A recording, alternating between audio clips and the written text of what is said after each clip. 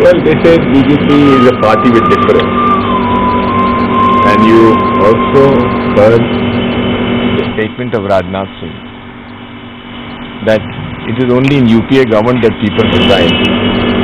In NDA government, no matter how seriously they are involved in such cases, they will not resign.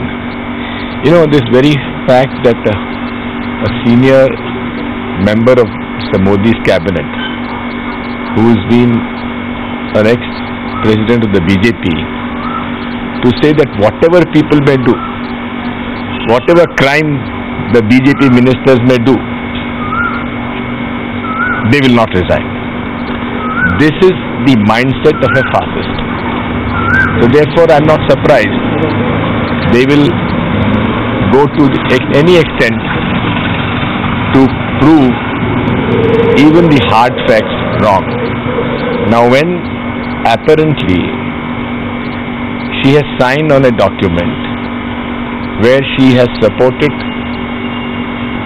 the application to the British government that he should be allowed to travel, and also mentioned, please don't mention this to the Indian authorities.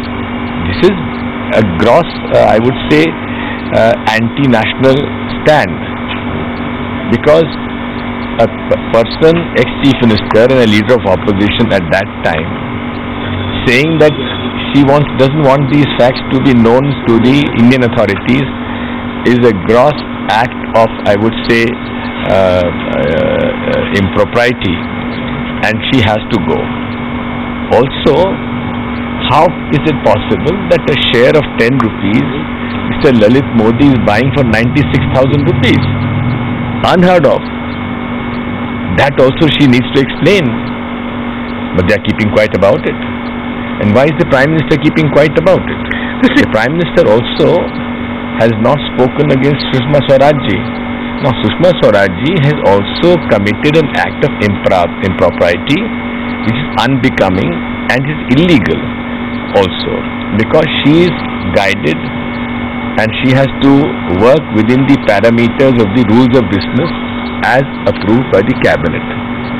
She is under oath of the constitution which she has taken as a minister to abide by the rules of business and show no favoritism towards anyone.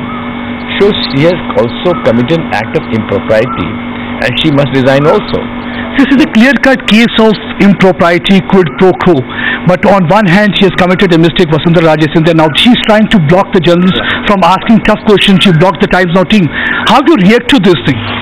Well, this is the way the BJP functions. And I hope the earlier people realize, the better it is for everyone.